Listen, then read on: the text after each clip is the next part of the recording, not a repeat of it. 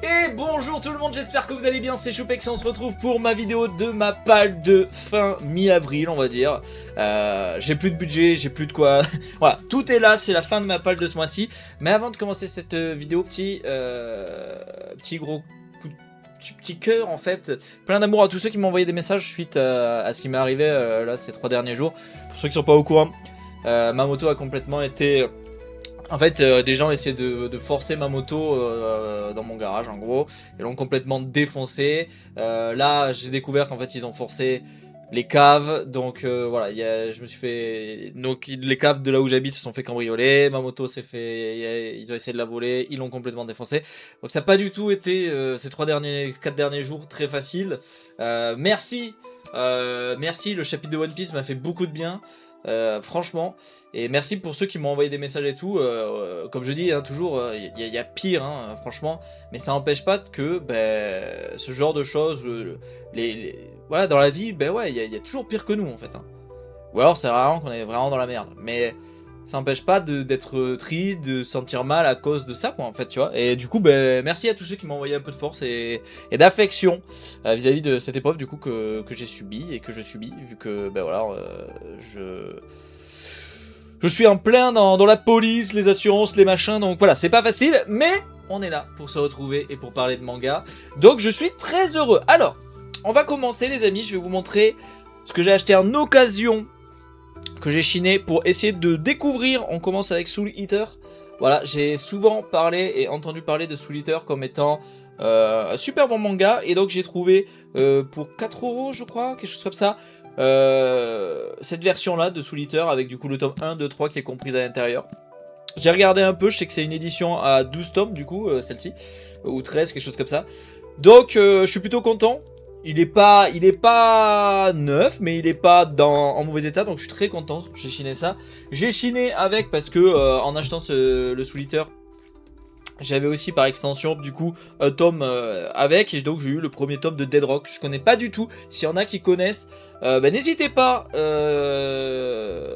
me dire si ça vaut le coup ou pas. Je vais lire ce premier tome, hein, mais c'est vrai que bon, je sais pas de quand. Je me suis pas forcément plus renseigné que ça sur ça.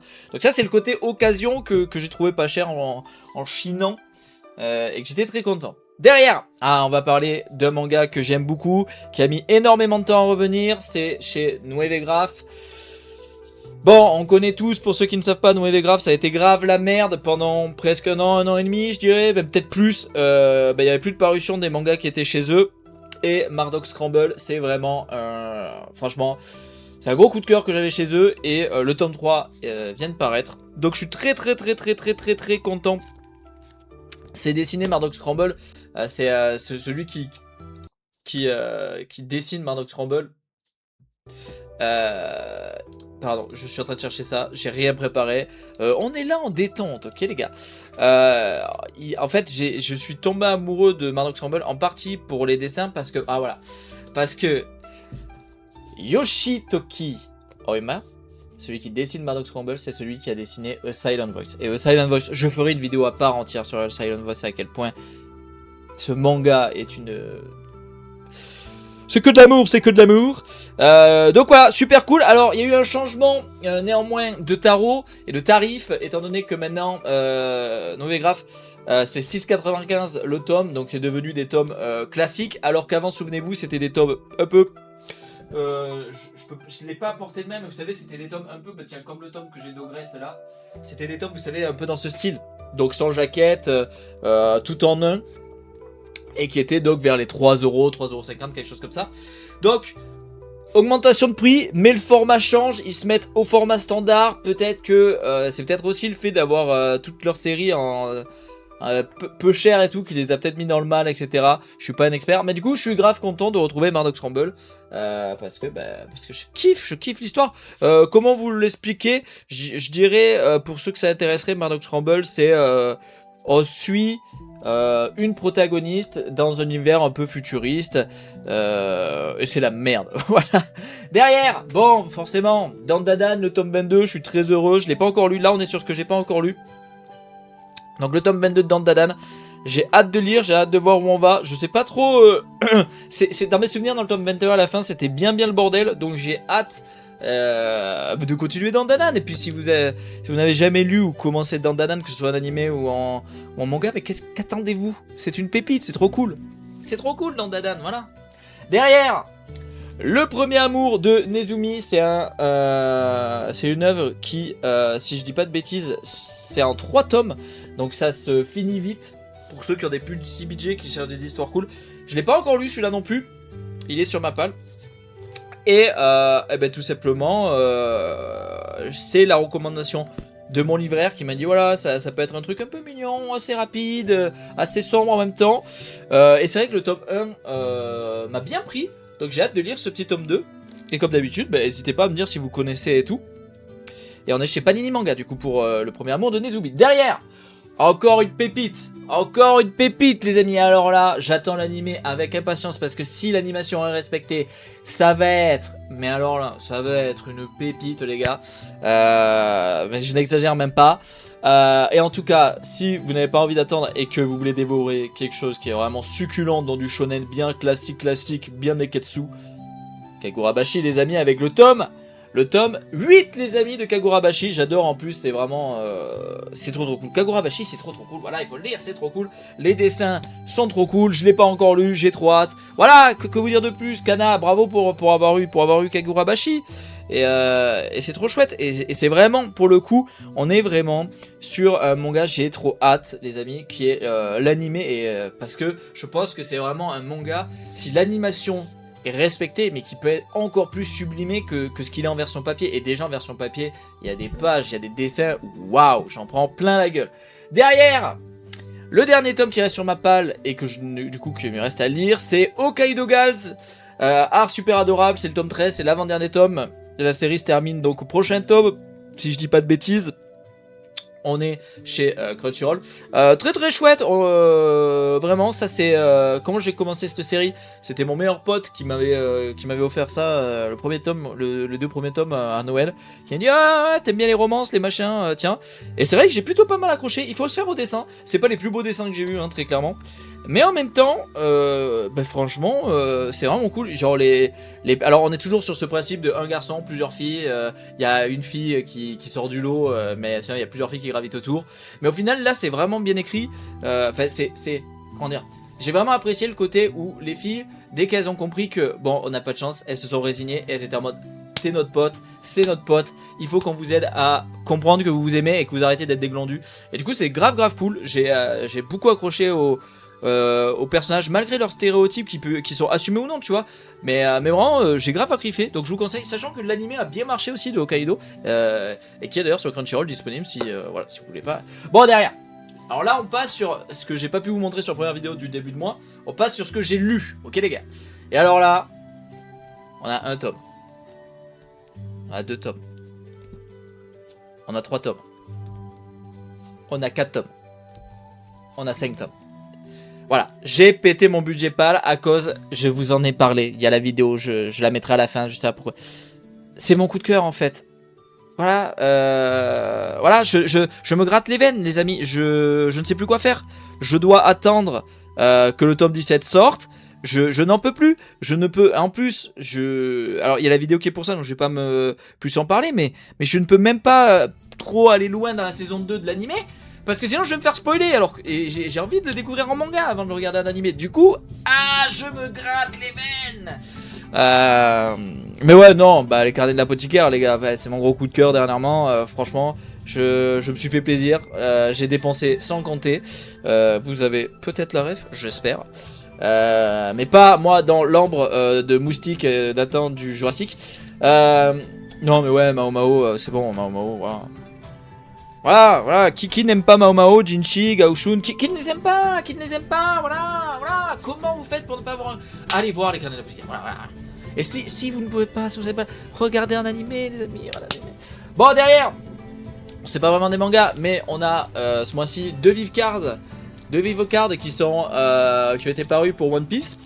Vous voyez, je les ai même pas sortis du truc parce que j'ai dit, je les laisse fermer le temps de faire la vidéo quand même, hein, je pense à vous. Mais du coup bah, je vais devoir m'occuper de ranger dans mon petit classeur ces vivre cards. Moi j'adore ça, vous savez, bah, je fais principalement des vidéos sur One Piece.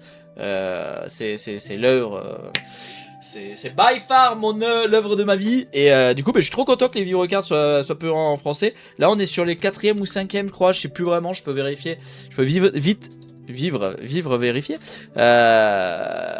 One Piece Vivre Card, on est sur le... Ouais, c'est ça, c'est le 5 et 6. Donc la Vivre Card 5, la Vivre Card 6. On a le 7 et 8 qui arrive le 3 juin.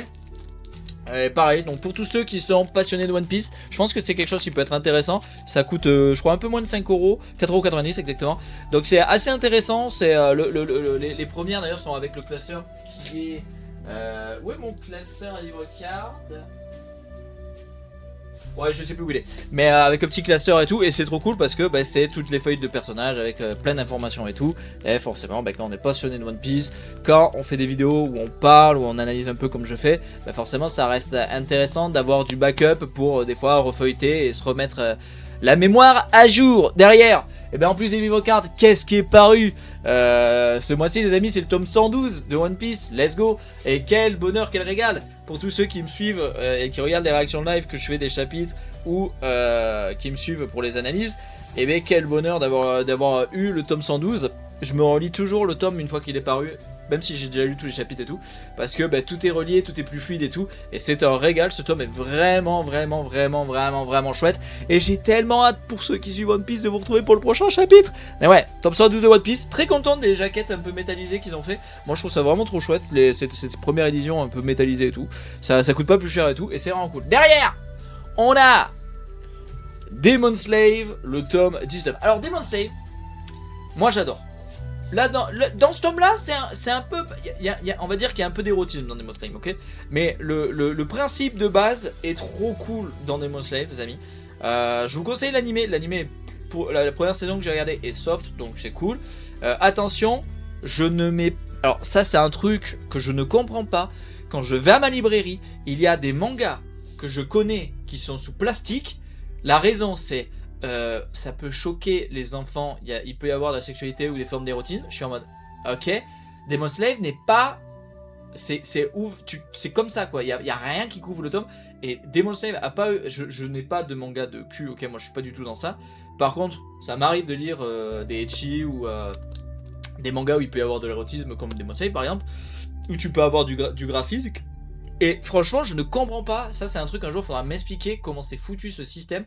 Parce que... Mais trop cool, Demon Slave. On part enfin, là, je sens qu'on arrive avec ce tome, du coup, 19. On arrive vers, là... je pense qu'on arrive plutôt vers la fin et vers les gros boss monsters. Enfin, là, d'ailleurs, c'est plus des boss women. Parce que, en réalité, c'est un... alors... Attention, je ne dis pas ça pour... mais c'est un manga qui est grave cool aussi parce que... En fait, les protagonistes et les antagonistes, il y a qu'un seul mec en fait. C'est que des meufs. Et en fait, c'est rafraîchissant. On a beaucoup eu même dans les mangaka en fait, souvent il y a une majorité d'hommes, de prota hommes et tout. Et là, t'as presque que des... Enfin, à 99%, c'est que des femmes et c'est trop cool. Voilà, donc Demon Slayer, je vous conseille. Et pour finir, je suis en train de redécouvrir avec l'édition d'Hachette, les amis, à 13 €. Vous le savez, j'ai l'édition d'Hachette de l'Attaque des Titans que j'adore, je vous l'avais montré juste là avec Eren et tout.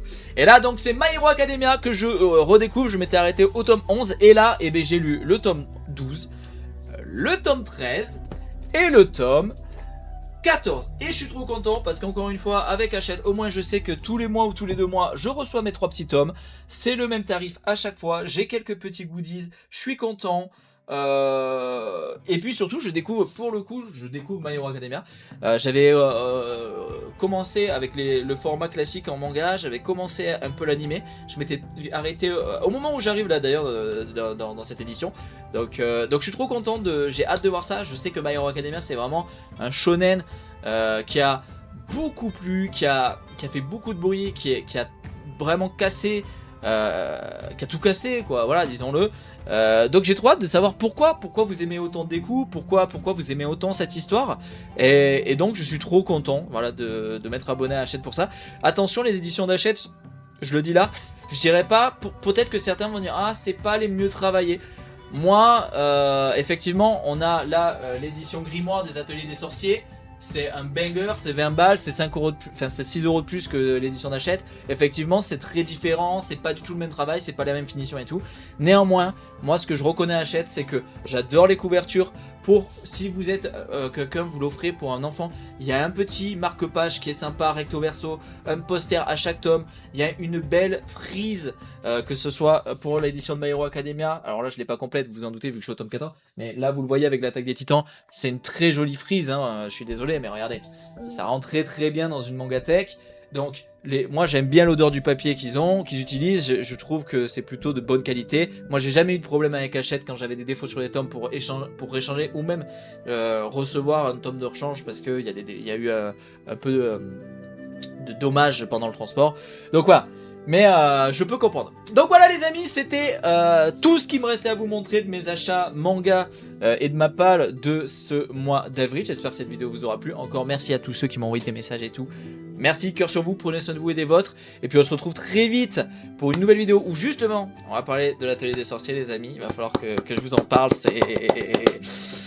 j'ai envie de vous en parler. Donc ça va être une vidéo avis manga, comme pour les classes, les carnets de l'apothicaire, les classeurs de l'apothicaire, je vais dire. Pour les carnets de l'apothicaire. Donc voilà, j'ai hâte. Je vous mets là les carnets de l'apothicaire, mon avis, mon dernier coup de cœur. Je vous mets là de quoi vous abonner. N'hésitez pas, le petit pouce bleu, le boost, les commentaires, vous connaissez. Et puis on se retrouve très vite pour une nouvelle vidéo. Salut tout le monde, ciao, prenez soin de vous, bye.